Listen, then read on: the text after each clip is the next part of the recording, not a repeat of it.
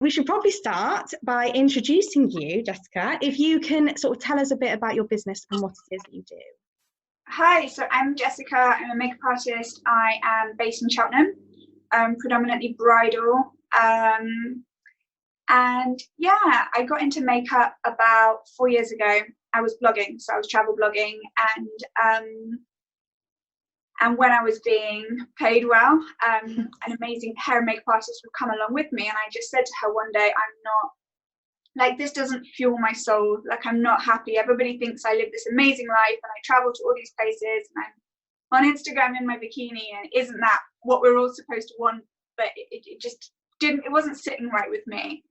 And she said, well, you love hair and you love makeup and you love, you like being with people in different environments. Why don't you go and study? Come and assist me for a year. Go and get a job at the Body Shop, because you'll meet different ages, ethnicities, skin types. You'll work with cruelty-free products, which you're really passionate about, and then go to London and do the training with this person. And that was it. I never looked back, but it was just like a chance conversation. And sometimes you need like the push, don't you? Like you just need, you think about it, but you think, right, I just need somebody to say, do it. Go ahead and just take the leap. Yeah. And I think being in Cheltenham, being in the Cotswolds, is just the perfect area for weddings. Mm-hmm. We've got amazing venues. It's beautiful, you know, incredible suppliers. There are so many talented people in the area. It's just a great place to be. And do you cover, so which areas do you cover? Do you do like the whole of Gloucestershire and the Cotswolds, or how far do you usually travel? All of Gloucestershire and the Cotswolds, occasionally like further afield, Wales, Oxfordshire. Yeah, a real mix. All around. So I've got some questions. I've got a bride that was very keen, and she has sent me some questions for you that she wants to know for her wedding, but it's actually be really helpful for other brides as well. So I thought if we go through those first, and then we can chat about some other bits afterwards. So the first thing that she asked was what kind of products and what brands that you use, because I know that you're really like you use all cruelty-free products. So she wanted to know a little bit more about that.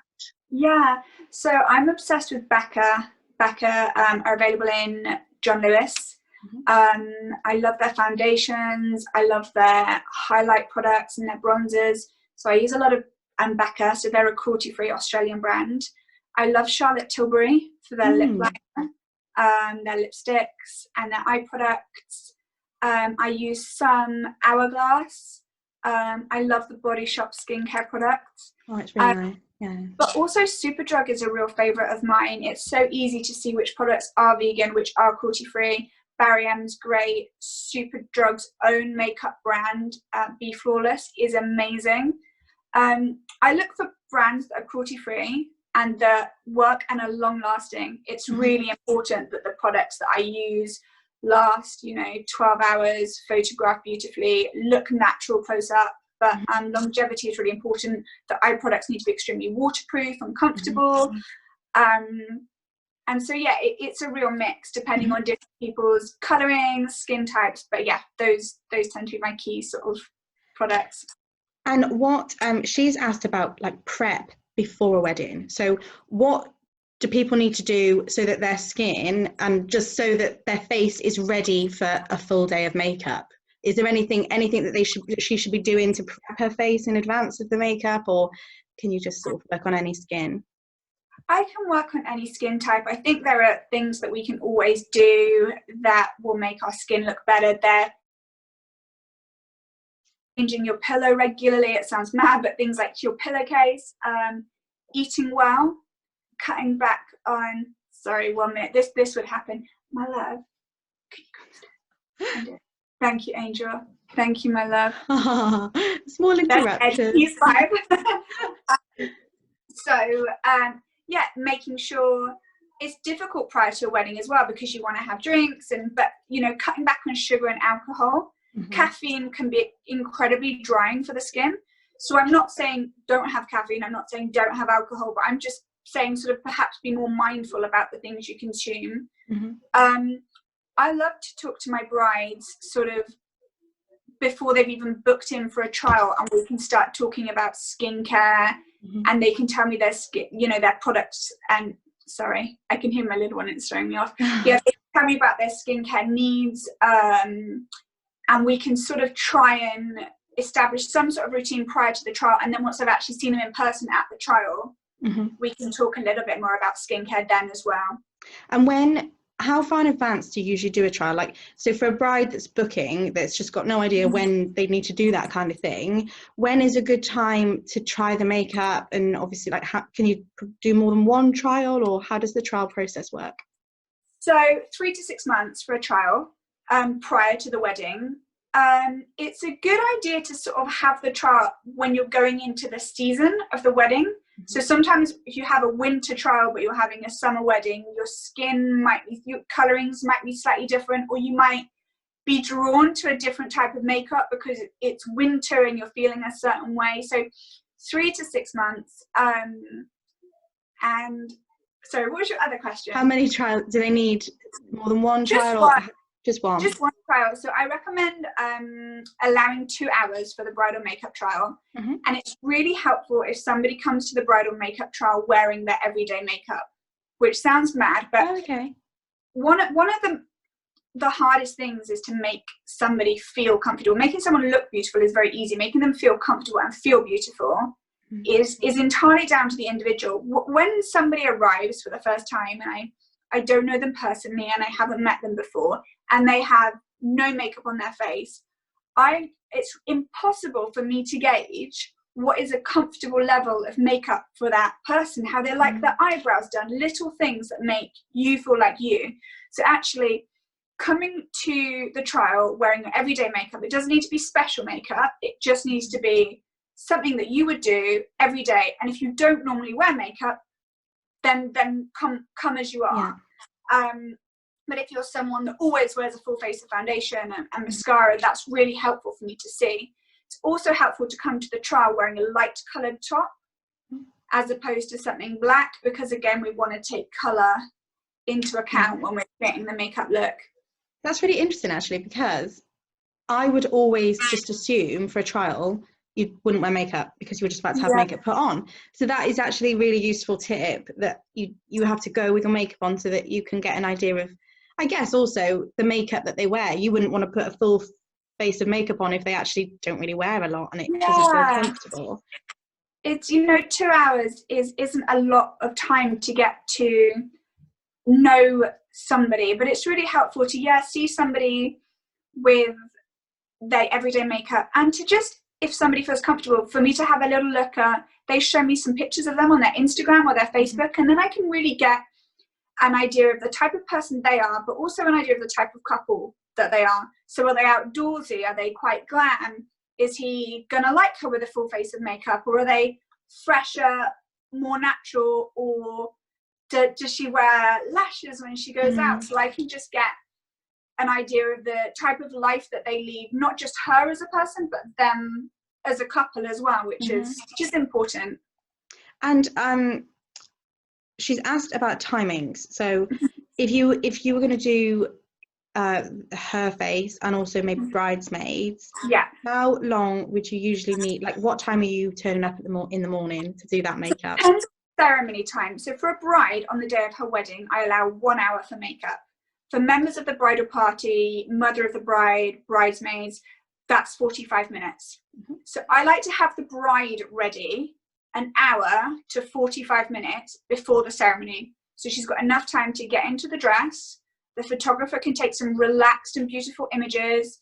She may have lost her perfume, or she wants to put earrings in. There are lots of last minute things that happen. So so for example, if the bride ceremony was at 1, I would have her ready for 12 o'clock. I stay until 1 because I do touch-ups, lipstick, anything that needs doing. So I stay until 1, but she would be ready at 12. So that would mean I'd start her makeup at 11. Okay. So then if you have bridesmaids, say like 2 bridesmaids, then it would be a couple of hours earlier. An hour and a half. So when it's a big bridal party and an early start, I bring an assistant along with me. Okay, that's another question that she had. So you just asked another question. So an assistant along with me, and this would be someone that I've worked with regularly. That is, a makeup artist in their own right, does their own weddings, but so my pricings remain the same. They don't increase because I've got an assistant. The cost of the assistant just comes out of my pricing. But yeah, sometimes it is necessary to have an assistant to do some members of the bridal party, depending on, like I said, size of the party and the time of the ceremony. And I'm assuming that bridesmaids, if they want trials, they can book trials as well. They can come They along. can book trials as well. They often don't. It's more common for like the mum of the bride to have a trial. I think the thing is, it's making everybody feel as comfortable as they can do. And because of the platform Instagram is, I show a certain type of woman on there, and I don't often show mother of the brides. So if a bride comes to me and she says, my mum is feeling a little bit unsure, she doesn't really wear a lot of makeup, I do have a lot of before and after pictures that I've taken of mother of the brides to be able to give to brides, to reassure their mums, and just for them to have an image for them that's more relatable. Mm-hmm. And when you're actually working, because she's asked, because she doesn't know whether she'd get ready at home or at the venue, so what do you need sort of to set up? Is there a particular lighting that you need? Do you need, like, I'm guessing that you bring a chair and stuff for them to go into. What do they need to provide for you so that you can do your job? I have my own lighting and chair that I bring. But if there are lots in the assistant, they might need just in a chair for the assistant, but it can be any chair. But yeah, I have my own lighting. Summer months tend to be fine, but what you find in winter months, especially with earlier starts, if you're starting at 7, 8 o'clock in the morning, you just need lighting. So yeah, I bring my own chair that my cat is modeling for me.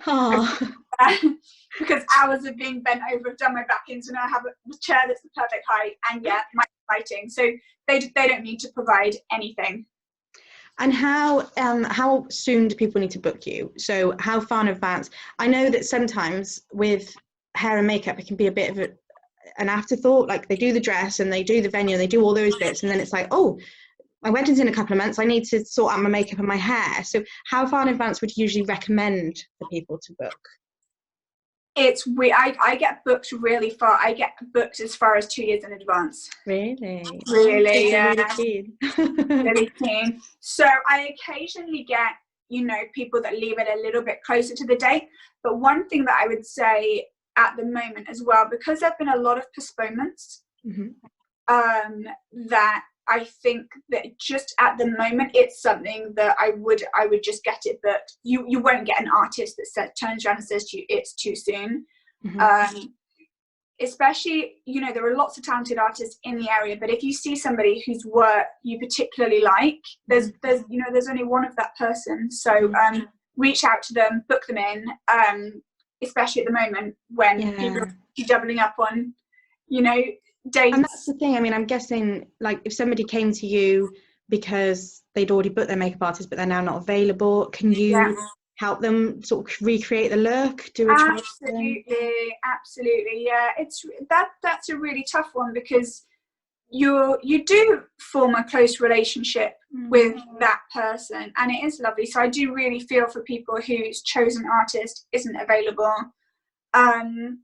And from a financial point of view as well, if they've already had a trial with that person, I occasionally do weddings without trials. I don't like to do them, but I can do. I think it's always preferable. Like I said, all the products I use are cruelty-free. I've, touched wood, never had any skin reactions, and everybody that I've met on the day and just done their makeup, it has been fine. We generally do a lot of FaceTimes before. We really build a relationship and we talk in detail about the sort of bridal look that they would like me to create, and I see images as well. But you have to be a very relaxed person. You do have to be really relaxed to just go. You're putting your trust in someone, aren't you, to do their face on a big day. I think that's a good thing about booking suppliers as well in advance.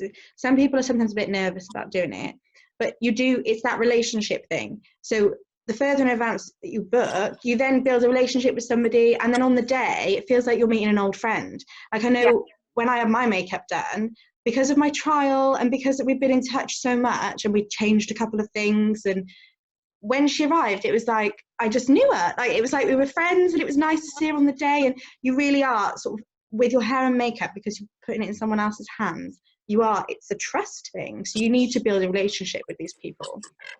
Yeah, how you feel on your wedding day, how confident you feel, how beautiful you feel, how comfortable and calm you feel, a huge portion of that is down to the people that you're trusting with your hair and makeup. It's really important that the energy, as well as them being talented, you know, that you really get on with them as a person.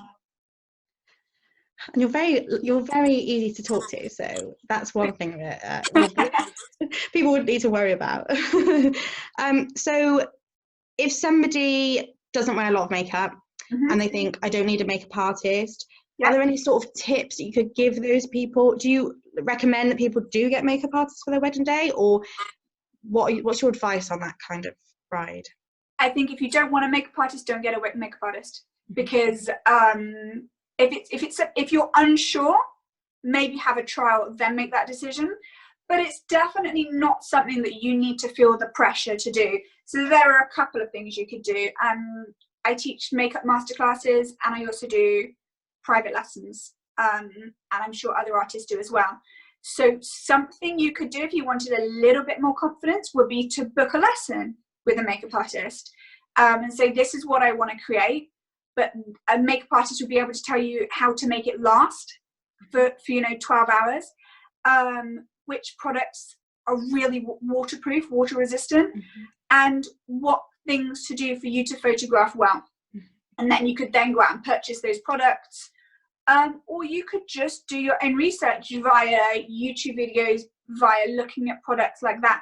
But I would definitely be looking, if you're thinking of doing your own makeup, really road testing your products. So one of my foundations, one of the Becca ones, I can literally shower in it, it ain't coming off. It's like, it stays on. Just chisel it. Yeah. But it doesn't look like that when it's on. It looks fantastic, but it's not going anywhere. So if you're going to do your own makeup, treat yourself.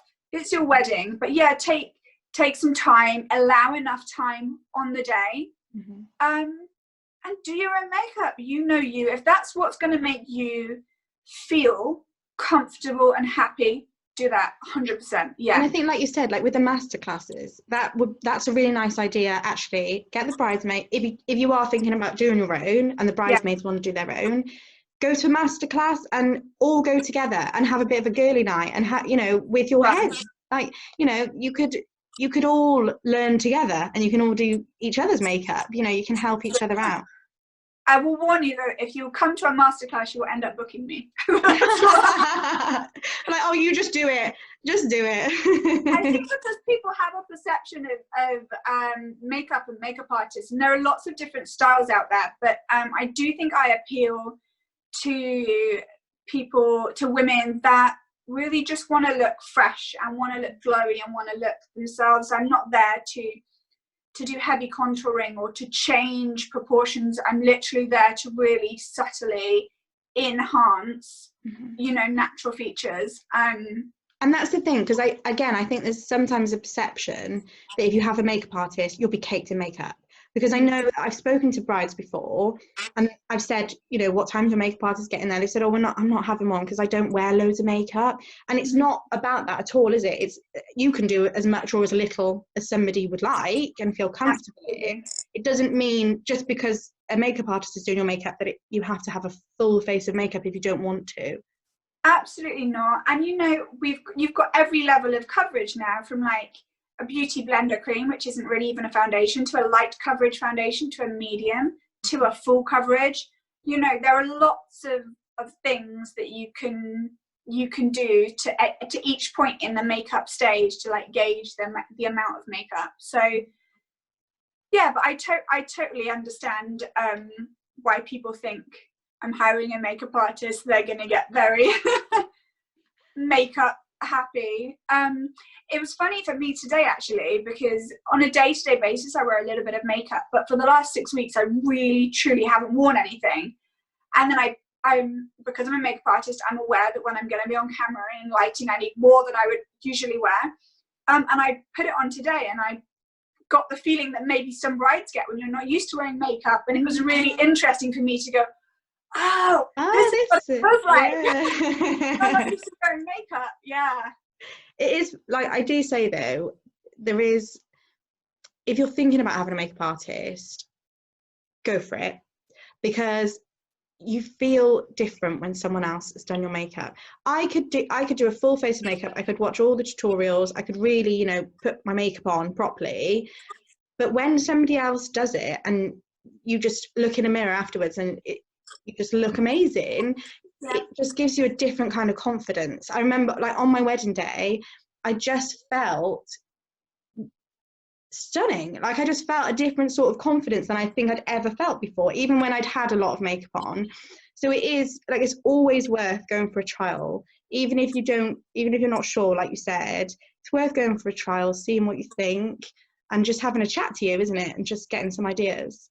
I think so, and it's just a nice treat, and it's one thing, depending on the size of your wedding as well. I know for some brides who are having a smaller wedding and the morning is going to be very relaxed anyway, that they feel very relaxed about doing their own makeup.